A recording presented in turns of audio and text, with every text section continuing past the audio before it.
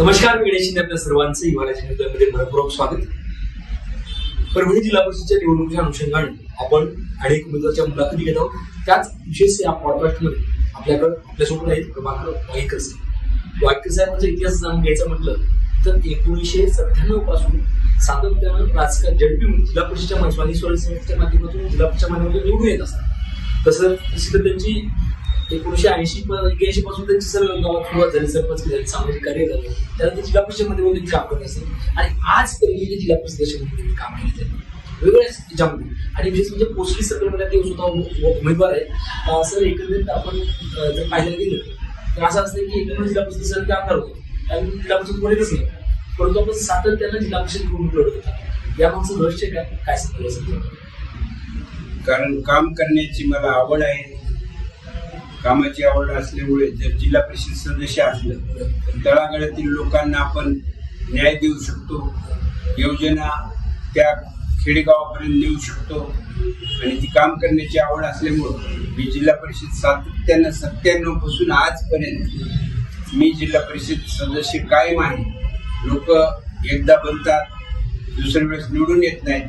तो प्रयोग माझ्या बाबतीत आणखी झालेला नाही. एकंदर पाहायला गेलं तर मी असा एक ऐकले की तुझ्या कुसरी सर्कलमध्ये सातत्यानं त्यावेळेस पासून एक जर टर्म कुसरीकडे म्हणजे कुसरीच का कुसरीत वेगळे पडलं असं. कौसडी हे माझं लाडकं सर्कल आहे आणि सर्व गावं जे कौसडीत आहेत ते माझ्या गावाप्रमाणेच मी त्यांना वागणूक देतो आणि तसंच समजतो. आणि कौसडीतील लोक फार मायाळू आहेत, दयाळू आहेत आणि त्यांच्या मायाळू आणि दयाळूपणाकडे पाहून मी त्यांच्या कामाला कुठंच कमी पडत नाही, म्हणूनच कौसडी सर्कलची मी निवडतो. नक्कीच वाईकर साहेब, जर एकंदर पाहायला गेली तुमच्या आणि बोर्डीकर साहेबांच्या कालावधी त्यासोबत सध्या आता पालकमंत्री मेघनाथ ताई देखील पालकमंत्री परवडले ना तसं विकास कसा होतो? पालकमंत्री पद मिळालं तसं विकास फार जोरात चालू आहे. आणि जी दिदीच्या माध्यमातून जी डीपीटीसी झाली त्यामध्ये कोणीच क्लेम करू शकत नाही की टक्केवारीचा वगैरे काही विषय आला नाही. ज्यावेळेस राष्ट्रवादी काँग्रेसचे पालकमंत्री होते बनसोडे तर 15, 17 टक्क्यापर्यंत भाव गेला.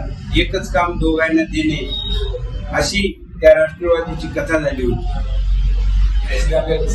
आपल्याकडे कोणीच क्लेम करू शकत नाही. नक्कीच एकंदर पाहिजे तर निवडणुकीच्या काळात लोक येतात आणि आश्वासन माहिती, परंतु तुमची काय आश्वासन काय लोकांसाठी काय देणार आहोत? नाही, आश्वासन म्हणजे आम्ही जे बोललो ते आम्ही 6 महिन्यामध्ये कंप्लीट करतो ही आमची ख्याती आहे. आजपर्यंत घेते काय काय काम करायचं?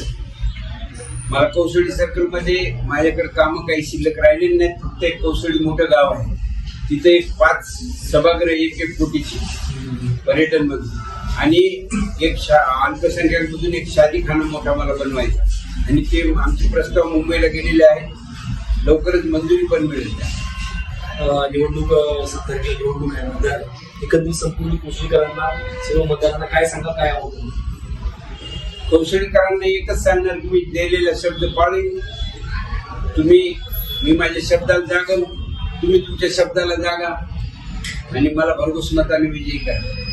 धन्यवाद. हे होते प्रभाकर वाईकर साहेब. सध्याचा आपण आतापर्यंतचा प्रवास पाहिलाच, कारण ती सोपी गोष्ट नाही की 2-3 दशकापासून सातत्यानं स्थानिक स्वराज्य संस्थेच्या माध्यमातून जिल्हा परिषदेमध्ये निवडून येणं आणि लोकांना दिलेला विश्वास जो आहे हा विश्वास पूर्ण करणं खरंच अशा ठिकाणी आमचं देखील निवडायचं असला जसं आपल्या धन्यवाद.